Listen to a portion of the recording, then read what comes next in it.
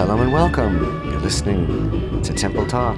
Today, the 7th day of Hanukkah, the Festival of Lights, Rosh Chodesh Tevet. It is the 2nd day of Rosh Chodesh, the first day of the month of Tevet. Tafshin Ayin Hey 5775. It is December 23rd, 2014. This week, Parshat Vayigash. First, let me say, please forgive me, I'm a little hoarse. A pony. Oh, I don't have much of a voice. I haven't been well.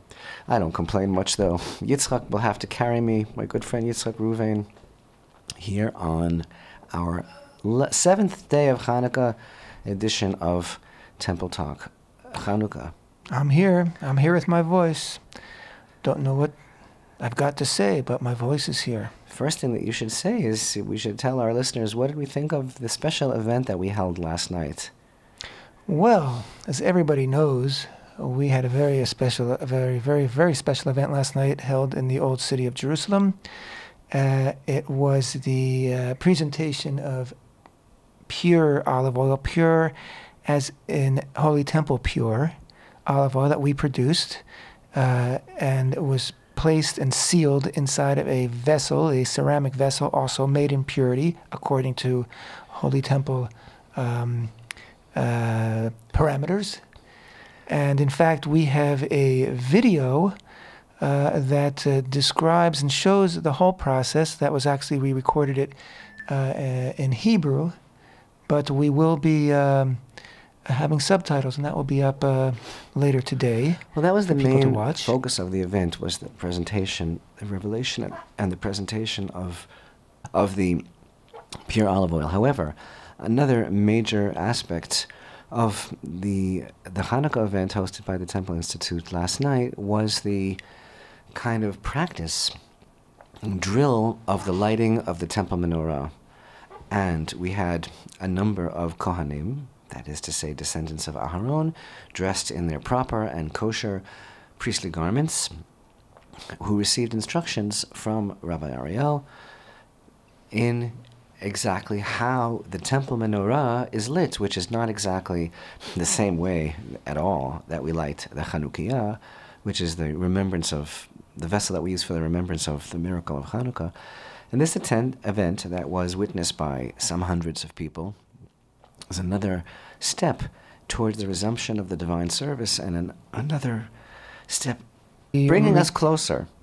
And we had a lot of press coverage the past few days of the whole concept of what we've been involved with. We've been talking about this with you, our listeners, also for quite a while, posting on Facebook, talking about the process of creating these earthenware vessels in purity and producing this olive oil, the first time in history since the destruction of the temple that olive oil was actually produced according to its parameters of Torah. And people were asking, it's like the main question that kept on coming up in the media was, well, first of all, what do you mean by purity? And second of all, why now? And we explained, well, what we mean by purity is that there are different types of levels and understandings of this spiritual refinement that in Hebrew, for lack of a better word in English, we call it purity and impurity. But in Hebrew, it's called Tuma and Tahara, and it refers to a fine level of spiritual balance. So in Jewish family life, for example, there are aspects of impurity that can be circumnavigated and dealt with on a regular basis through immersion in water, for example. Different types of laws of purity that are in effect. But when it comes to the Holy Temple, any conversation about the Holy Temple, things that are used in the Holy Temple, the place of the Holy Temple, the people involved, etc., it's a whole different level of laws of purity. And these rules are extremely complex and erudite and misunderstood. And many people have thought that they have no practical application anymore. So it's a real expertise area of knowledge and study. And there aren't many, even Torah scholars, that are really, really well-versed in the application of these laws. So the basic reaction that a lot of people had was, oh, you can't do that. You can't produce something in purity anymore, because again, people have so morphed in their thinking and mythologized these things, and people say, oh, that can only be when Mashiach comes, or oh, that has to be something that Hashem does, or all sorts of things of that nature that are actually quite absurd. Sort of, it's like mañana, like I don't want to, let's not deal with it now, but actually when you do deal with it, as our experts have, they come to the conclusions, the information's there in the sources, and they draw the proper conclusions of how to deal with this today, with the materials we have today and the reality we have today. And it's not, it's not a mystery, and it's not endless tedium. It's actually quite doable. And it's not magic. It's not magic, and it's not something that is just, relegated to some mystical neverland, some tomorrow, some one day if we deserve it. No, if we deserve it, we can do it now, which of course is the whole secret of Hanukkah anyway. So the point is, it's a tremendous boost to the people of Israel to see that this can be done today. I mean, I can't begin to tell you how emotionally moving it was for so many people to see this olive oil. I mean, it just looks like flowing yellow oil, right? I mean, like, you might think, like, what is the big deal about olive oil? But you don't understand that what we've done here is that it's such a bold step, because it's like, wow, we really can build the temple in our time. Exactly. And this is this answer to the second question that the media keeps on asking in all these interviews. They keep on asking, well, why now? I'll tell you why now. First of all, of course, there's no better time than Hanukkah than to delve into the concept of what it means to create pure olive oil for the temple menorah, which is the vessel by which the light of the Shekhinah metaphorically reaches into the world. And it's Hashem's commandment to light that menorah in the temple. And Hanukkah is all about remembering the menorah in the temple. But the idea is, first of all, why now? First of all, it took years. This is the culmination of research that's been going on for so long in terms of how this can be done. You know what it was to make a whole kind of deal with an organic olive orchard, to locate a place where the olives are grown as close as possible to the description by our sages of how it's preferred that they be raised in order to produce the olive oil for the menorah, and then to go there, and then to create these vessels and the environment in which it's done, and everything that has to go into this. It took a very long time. But besides that, why now? I'll tell you. As you know, the Temple Institute for 3 decades now, just about, has been doing everything possible towards the resumption of the divine service, towards preparing for the temple, towards building the temple. Very, very recently, we had a whole campaign wherein we did some fundraising to continue a very special project of the architectural plans of the temple. We've created vessels that are kosher for use, that can be used in the temple. And all the resources at our disposal we are using towards doing our part actively to make sure that we can rebuild the temple as soon as possible. But lately, the past year and a half or so, we have kind of upped the ante, and we have gone into higher gear, I guess would be the expression I'm looking for, gone into higher gear with a series of projects that not only have been extremely hands-on and extremely, their very dynamic nature has been to apply laws of the Torah that seem to be forgotten, that seem to be impossible, that seem to be practically, unthinkable, and to show, no, it really can be done. And these are also projects that a great number of people have been involved with and can kind of reach out and become involved with. So I refer, of course, to the bringing of the first fruits exercise that we had for Shavuot, to the practice of the Korban Tamid, the daily offering. Of course, several years now, the drill of the Passover offering on the eve of Passover that's been attended by hundreds and thousands over the years. The opening of a special Beit Sefer, a special school for Kohanim, to learn every detail of temple service, and several other projects. And most remarkably, this past Sukkot, over the Chol HaMoed, the intermediaries of the tabernacles, we had the practice run, the reenactment of the water libation, of descending to the Shiloach spring, the city of David, and bringing up the water from that spring, and reenacting how that would be poured on the altar in the Holy Temple. And last night's event as well, the excitement is so palpable because people, and I'll tell you why. Listen, this month of Kislev, which we just concluded and now began the month of Tevet, that's a whole other trip that we want to relate to what that means. But what is the month of Kislev all it's about? It's about dreams. It's called the mystics call it the month of dreams. One reason is because all of the dreams in Torah, in the 5 books of Moshe, in Breshit, all fall out during this month of Kislev. We read about Yaakov's dream, we read about Joseph's dream, we read about Paro's dreams. It's a month of dreaming. What does that mean exactly? I think it has a lot to do with the theme of Hanukkah.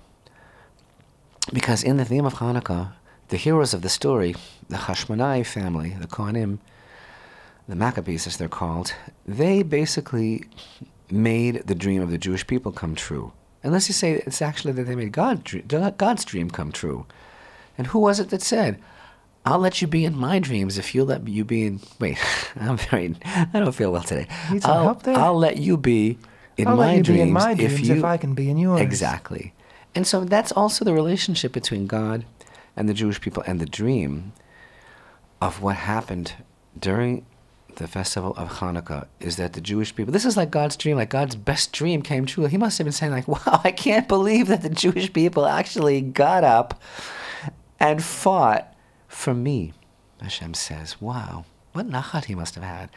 They got up, tremendous odds, like we say in the special prayer over Hanukkah, the mighty against the few, and the few defeated the mighty, the righteous defeated the wicked, and all this kind of thing. But we did it, and it must have been very, very difficult. And when you read the descriptions in Chazal and in the oral Torah about the conditions and about the terrible, terrible battles that went on for decades, and the whole story of Hanukkah, you know that it was really, really a very difficult period for the Jewish people. But we did it, because that's the dream. You don't let the dream die. What's that poem you like about the dream deferred? Who is that? Langston Hughes. Dream deferred is like a raisin in the sun. Will it rot? And that's not what he says. Or will it explode? That's what he says. But my point was that the reason I think why this particular project, for example, the creation of pure olive oil, again, people thinking, no, there's no such thing anymore. People are still saying it. People are still writing in comments, I got news for you, dude. You're wrong. Because of that, because of this, because of that, because they haven't really understood and done the research of the great Torah scholars involved, and so we still have this preconditioned excuse. We can't do this. It's above us. It's too big for us. We're not allowed to do it. We're not supposed to do it. It's just this. It's just perpetuating this terrible exile mentality. The same thing as thinking that the temple is going to come down from heaven. The same thing as thinking that the state of Israel isn't going to make it, or isn't Beseder, or all the various, convoluted attitudes that people have, because they're so conditioned into thinking that one day, maybe if we're very, very good children, God will suddenly miraculously appear above our heads and just, who knows, just give us some kind of a sign and a signal that everything is okay. I would say, Rabbi, that's more of the a sign of the real malady, which is, I don't want to change anything. What the reality is today, let's keep it that way. I don't like change. I don't want to move forward. So we're at where we're at now. So my excuse for that is someday God will do it for us. But the reality is I don't want to put the effort in. And as we've described before, when you go through the process of producing the oil in purity, the kadshem in the vessel for the oil in purity, you realize that the real miracle is not God's making a vessel that contain oil for one day to burn for 8 days. That's easy for God.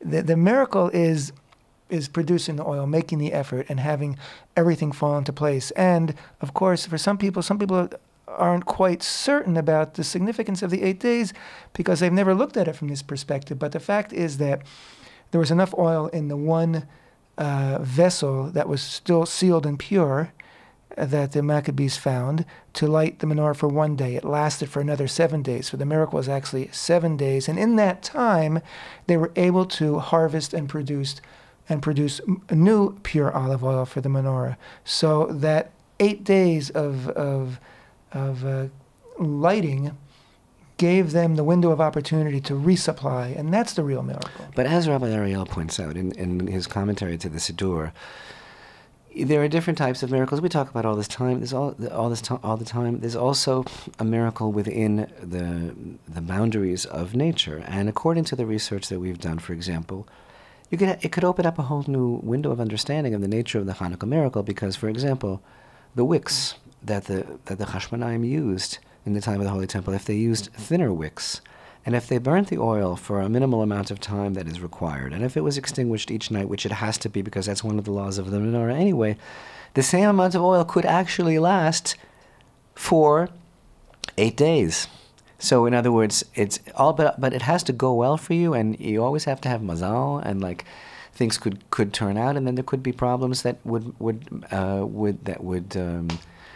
sideswipe your project. But the point is, it all went according to clockwork, and there were no sudden monkey wrenches, and therefore, that's also a miracle when things go the best way they possibly could be. But the point is, according to our research, you could call it a miracle, or you could call it a miracle within the confines of scientific possibility, and that is what strengthened our feeling even more when we made this oil, which, by the way, not only was just physically so exhausting and so complex, and for me it was just so, if I might say, illuminating. It was just such an amazing experience. Besides the metaphor that, of course, the oil represents Chachma, it represents the wisdom of the Torah, it represents the shining forth of the divine presence. It was just such a land of Israel type of experience. It was just so beautiful to be involved with, and to realize what a chain of succession we are from our forefathers. But the point is, this is the miracle, exactly like you said, that they did it, that they were able to do it. And under these incredible conditions, and when the Jewish people were facing the threat of spiritual annihilation, which was bordering on physical annihilation, they were able to focus on restoring the Holy Temple. You just made a very good point, Rabbi, a very essential point. You said this is a very Eretz Yisrael, land of Israel experience. And the fact is, we're talking about, for thousands of years, people said it can't be done, whatever, it's become mystified. The fact is that doing what we did is not even relevant outside the land of Israel. It just doesn't apply.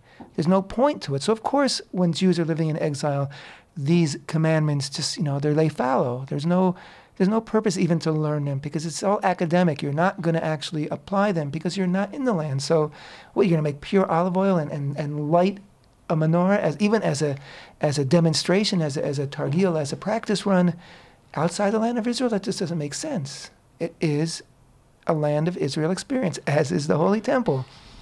That's the change. That's the paradigm shift. Frankly, as is Hanukkah, to tell you the truth. It really is an Eretz Israel experience. But the point is, for all the people who say, you guys are just so absolutely insane, you're talking about building the temple, you're talking about all these things that are so impractical, that can't be done, that we don't understand. The fact is, it can be understood, it can be done. You need to apply yourself to it, you need to study, you need to learn, you need to want. That's what God requires. And the concept of the restoration of the oil is a tremendous, tremendous achievement. And especially, it goes a very long way in demonstrating how we're not mystics. We don't believe that these things are beyond us, and that they'll happen on their own. This is the whole secret of everything that Hanukkah is all about. And so this is why I think, to answer the original question I asked, why I think this is happening now. I think it's actually a demonstration of itataruta dilatata, of the lower arousal. I think that the Jewish people are waking up. I think they are tremendously motivated. We keep talking about how the temple movement is becoming mainstream, how more and more people are going up to the Temple Mount, and more people are expressing interest in the building of the Holy Temple. And that's why this couldn't not happen in any other generation, because this is the generation that wants to see the temple rebuilt, that wants you to say to them, show me why we can't create Shemen Zayit Zach Tahor. Why can't we create pure olive oil for the menorah? Why can't we build a temple? Tell me why, because I think we can. Well, you're right. I'm speaking now to the intuitive, collective consciousness of the Jewish people. The Jewish people is ready.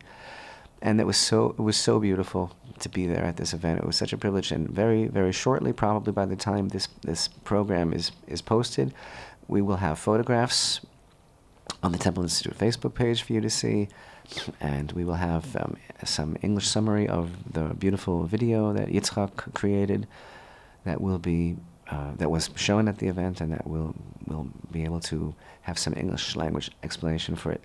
And I just want to say, I think it was a perfect capping off of the month of Kislev, the month of dreams, making those dreams come true. The dream is, like we say in Shir HaMa'alot, we were like dreamers. When the Lord will return the exiles of dreamers of Zion, we will have been like dreamers. What does that mean, that verse that we say in that beautiful Shir HaMa'alot, that chapter of Psalms where we say, Shir HaMa'alot b'shuv Hashem et shivat Zion hayinu kechomim. When Hashem will return the exiles of Zion, we will have been like dreamers. What that means is that, it's been a long time. It's been 2,000 years. It seems like it's been endless, But when a person wakes up from a dream, it's like, it's over. And it ends so quickly. And that was it? Oh, and not only that, but it's like, you know what? It was just a dream. Speaking of the month of dreams, so that whole exile that we've been involved in, that whole distance that we've had from each other, from the land of Israel, from the Holy Temple, it was just a bad dream. And when we wake up from it, it's going to happen. It's going to happen so powerfully and so beautifully. Another line from that same chapter of Psalms, right? Ka'afikim ba'negev. Like flash floods in the Negev, right? Like streams in the Negev. They happen so quickly. All of a sudden, out of nowhere, this tremendous torrential force streaming through. That's how the redemption is going to come so quickly. And this is why, because it's happening right now all around us. When it finally hits and it finally breaks the barrier and comes through, then there'll be no stopping it. And that's where I think we are exactly now. I think the Jewish people are really, really ready for that and wanting that to happen. And what a tremendous privilege it is to be part of this generation and to be able to be involved with bringing the Jewish people closer in their hearts to the rebuilding of the Holy Temple, and practical application, actually working with all our might on the rebuilding of the Holy Temple. Stay with us. Temple Talk.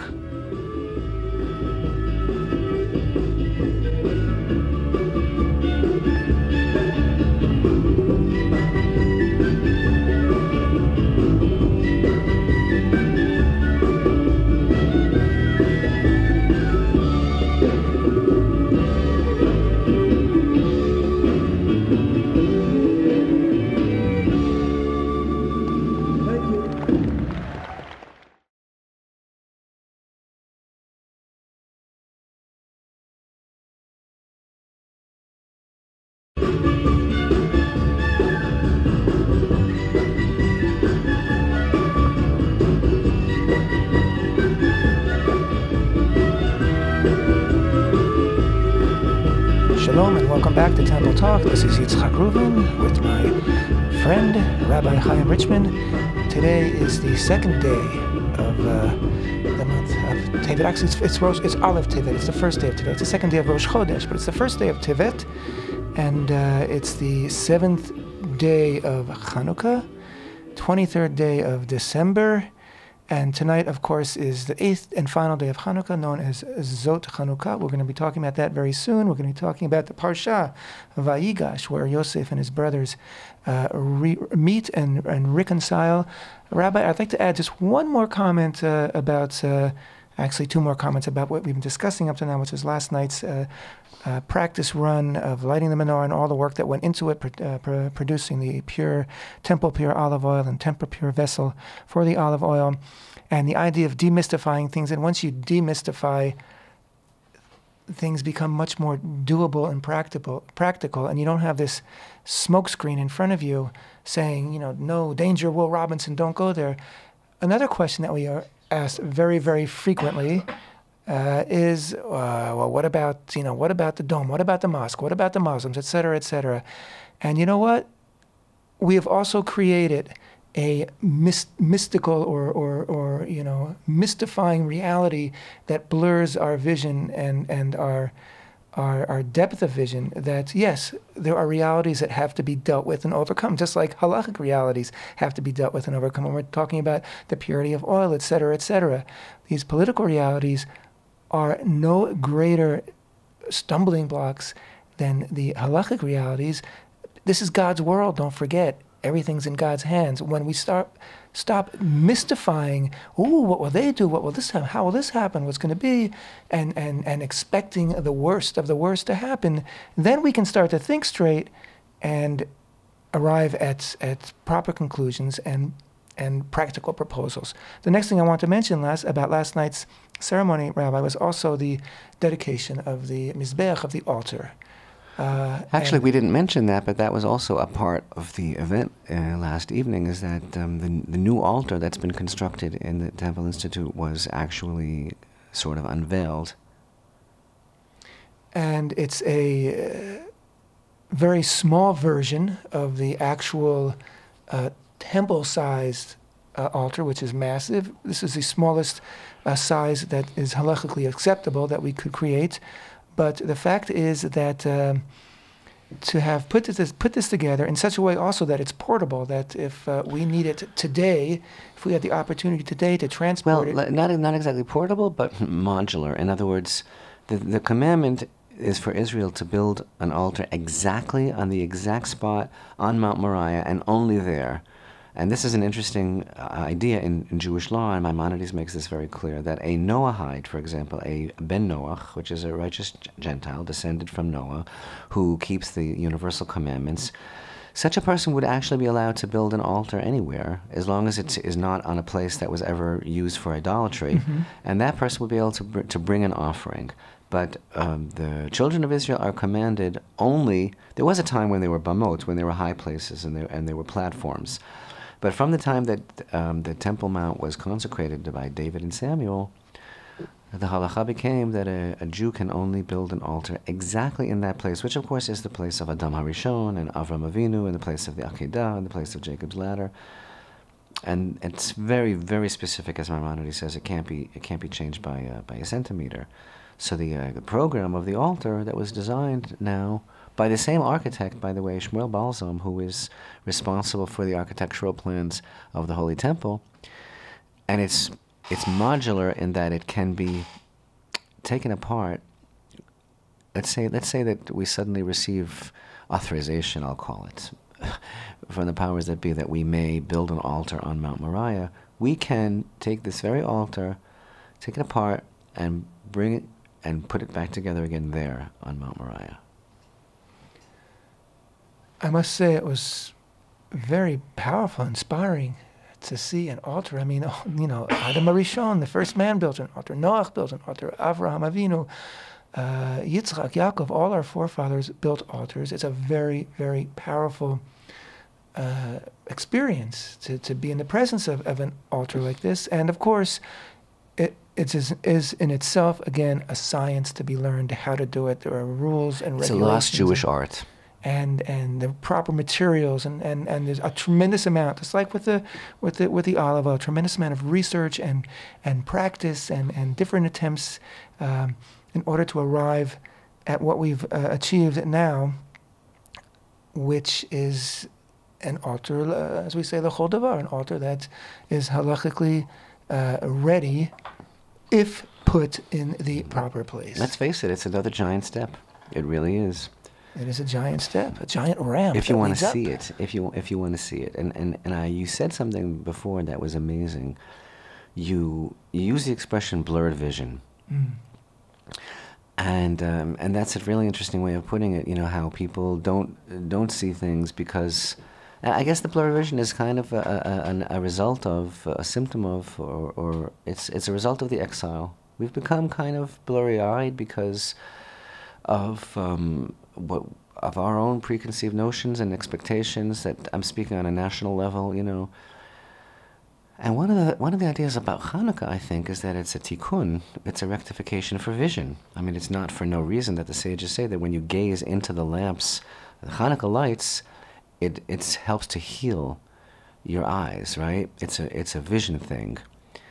And I'm thinking to myself now that this week we read in Parshat Vayigash the climax of the relationship between Yosef and his brothers, the revelation, of that moment, I am Yosef, is my father still alive? And how the brothers were so aghast, and they just were so unprepared for that moment. And I'm thinking to myself, wow, Yitzhak Reuven just taught me something amazing, that all this time that they were dealing with him, they had blurred vision. Because they couldn't see him, but he was standing right in front of them. Yeah. I mean, he was just they were standing right in front. Nothing changed, except that they suddenly were able to see. And this theme, this week, it's always so amazing to me, Parshat Vayigash, because, I mentioned in last week's video Torah lesson, Parshat Miketz, about the tradition from the Shlah, for example, how, there's no way that it's coincidental how the Parshiot fall out, and therefore the significance of the Parshiot of Yosef always falling around the time of Hanukkah. Also, it's completely powerful, that significance. So I'm thinking that also, we're going to be feeling this week, all of us in our own way. I hope on a national level, I hope on an international level, certainly each one of us in our own lives. There's something going on this week, and that is sudden recognition, and the cessation of that blurry vision. And all of us have to recognize Yosef, because, speaking from within Israel and from within the body of Israel and the state of Israel, with so much going on, I don't even want to spend a moment of this program talking about the pre-election frenzy and the collapse of the government. Let other programs do that. I just can't do it. But the point is, it affects us, of course, just like it affects everyone else. And we have what to say about it, but you don't have to hear it from us. Whatever. The point is, you know what?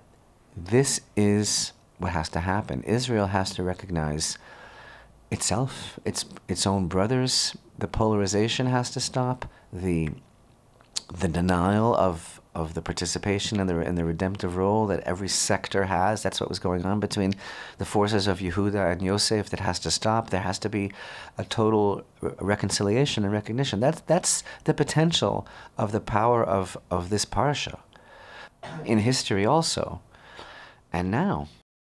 And in a way, all of that also is concentrated and encapsulated in the most beautiful, breathtaking manner tomorrow. Tomorrow, on the second day of Tevet, 8th day of Hanukkah, the 24th of December, it comes out. Because tomorrow is a day called Zot Chanukah, which literally means this is Hanukkah, which on a deeper level would mean this is like the epitome, or the whole microcosm of Hanukkah. And it comes, of course, from the Torah reading about the dedication of the altar from Parshat Naso in the book of Numbers.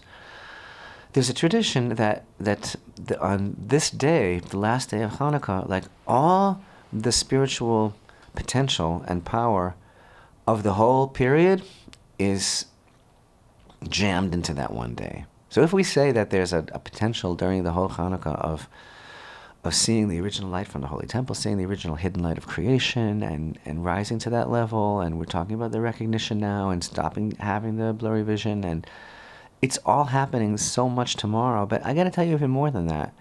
Hanukkah is, I don't want to give you any sort of like a shock, really. I don't want to give you a shock, but the fact is, Hanukkah is the ultimate sealing of judgment left over from Yom Kippur. Oh, Rabbi, didn't you say that, I don't know, in Heshvan or something? I know, but we always have a little bit more. It's like because, sourdough. Because we like Yom Kippur so much, and we like the Yamim Noraim, the High Holy Days, so much. We always, seriously, this is a very holy teaching from our rabbis, that the period of judgment, it really extends until now, and I can prove it to you. Yitzchak, if you don't know how I can prove it to you, I would be very shocked. I can prove it to you from the Bikurim. because the first fruits, which the beginning, the inauguration of the bringing of the first fruits is Shavuot, and certain things ripen quicker, certain things are brought already around the Festival of Weeks, certain things are brought the whole summer. The time of bringing the first fruits actually extends all the way to Sukkot. And if you bring it all the way to Sukkot, even though it starts at Shavuot, then you can recite the special recital, which is in Parshat Ki Tavo, in the book of Deuteronomy, Vedova Rim, right? There's a whole thing called the oral confession, the Vedova Rim, which is, Arami Oved Avi, right? And you can read that together with the bringing of the first fruits all the way through Sukkot. But if you didn't bring the first fruits to the Holy Temple by Sukkot, you can still bring them all the way to Hanukkah, but you can't say it anymore. There's no speaking. It's like, my lips are already sealed. I can't say that anymore, but I can still bring them. So there's something about the whole corridor, the whole period of the High Holy Days and the Chagim, that's just coming to like a squeaking stop now, a squealing stop now at Hanukkah. And don't forget also that Jacob, the forefather, patriarch Yaakov, passed away Sukkot, but his days of mourning goes all the way to Hanukkah. Is actually buried at Hanukkah. There's so much going on, and like I say, the power of the mighty being defeated by the few, and the power of Torah itself being manifest through the bravery of those that are willing to stand up against the forces of Yavan and make the dreams of their brethren and the dreams of the Almighty Himself come true. It's all rolled up into a ball and ready to be plucked tomorrow, the last day of Hanukkah. All I mean to say by this, because any day is a good day for doing teshuvah, any day is a good day for coming close to Hashem, any day is a good day to start our life all over again. It's the first day for the rest of our lives. But there are days where there is a propensity, there is a special closeness, a possibility that's implied, and that's ready for the asking, and that is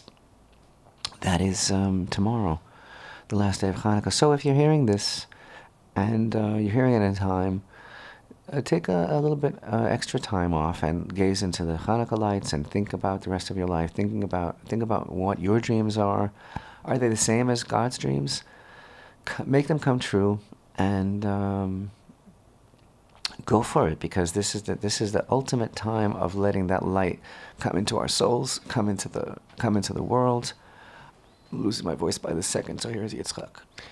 Speaking of the idea that the Maccabim, Matityahu and his sons and their followers stood up to pursue, they actually recognized who they were, as a matter of fact, and their role in history, their purpose, that why God created them, why God created the Jewish people.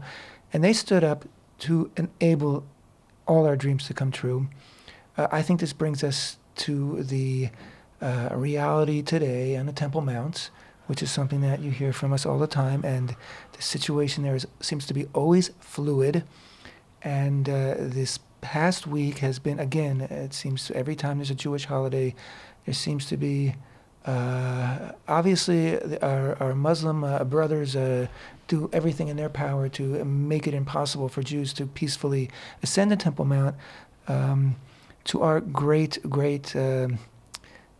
chagrin, the police also seem to take that opportunity to make it as difficult as possible for Jews to be in the Temple Mount. We don't know why this is, and right now some people are speculating because of the elections coming up, that the politicians are very preoccupied in re-election politics and campaigning, so their eyes are not on the ball right now. And so the fact of the matter is that for the hundreds of Jews that did get up to the Temple Mount these past 7 days of Hanukkah, I would say thousands were stranded below because the police just couldn't see fit to ensure that every Jew that wanted to go up could go up. Again, the incitement and hatred that's being spewed forth in the Temple Mount has not diminished one bit. And if you're paying attention to our Facebook page or other websites, you see there's videos, there's as Muslim clerics on the Temple Mount preaching horrible hatred against Jews. There's incredible incitement. There was a Hamas rally there last Friday. Jews are being arrested simply for being there in the way of, getting in the way of Muslim incitement, passively getting in the way of Muslim incitement. There's actually a young man that was arrested for, basically for protesting against the protesters. Like, he comes up there and he was confronted by this tremendous wave of hatred, and apparently he refused to move. He sat down. And he's been incarcerated and was facing trial over that. It's just unbelievable what's going on. As someone pointed out, I don't want to discourage anyone from coming up to the Temple Mount, either with us or with another qualified guide, to make sure that you go to the right places.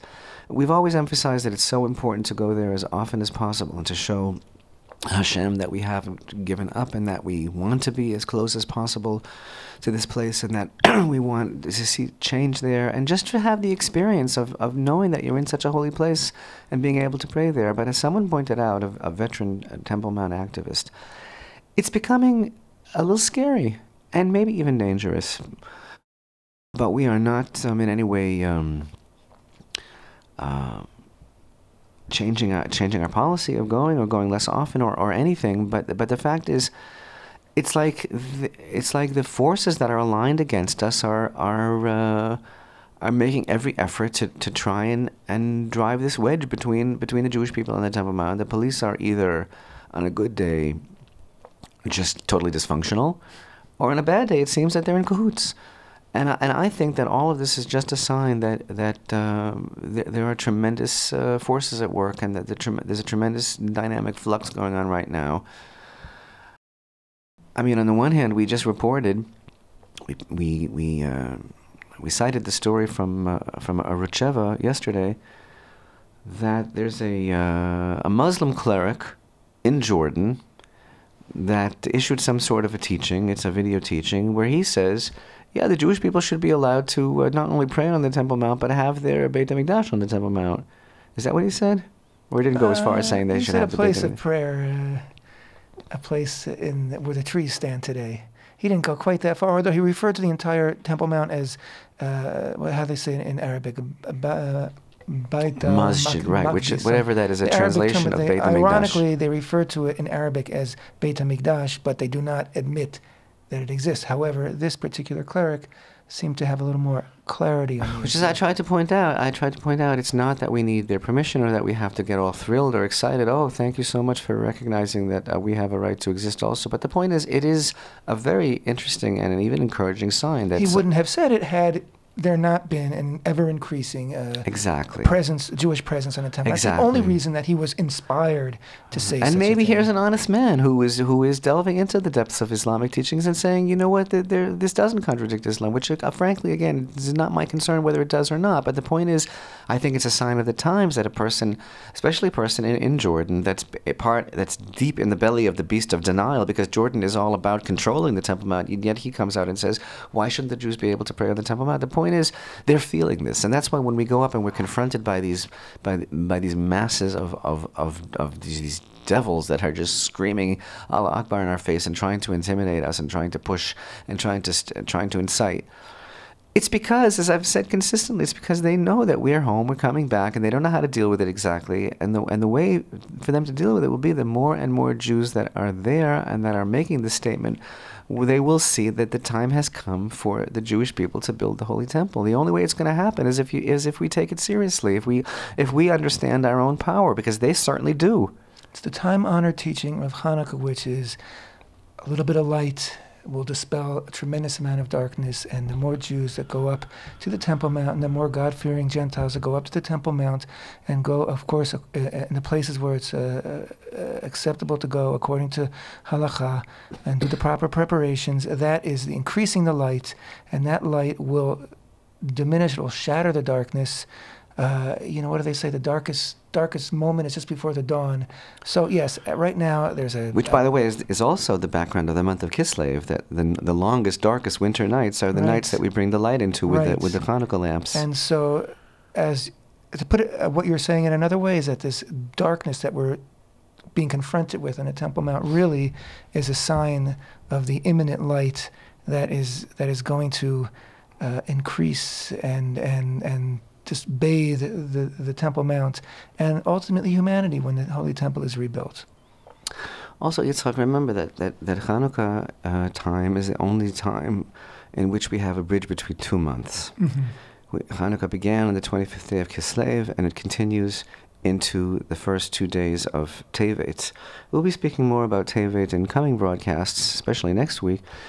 The thing is, though, Tevet is essentially a dark time for the Holy Temple and for Holy Temple consciousness. There are times in the month of Tevet that are indicative of the destruction, and that are the whole theme of Tevet is really the destruction of the temple. But yet, it began with the light of Hanukkah. And that, again, is another aspect of the secret of the last day of Hanukkah, that it imbues and injects into the month of Tevet a tremendous amount of light and hope. Then we carry that into the rest of the month, and that's what we always have to remember about Tevet, that it begins with the light of Hanukkah. So, again, I think the lesson is, if we, people of flesh and blood, can create pure olive oil for the Holy Temple Menorah, then there's nothing that we can't do. So, the march forward goes on toward the building of the Holy Temple, toward the redemption of all mankind. Thank you for being with us today on Temple Talk.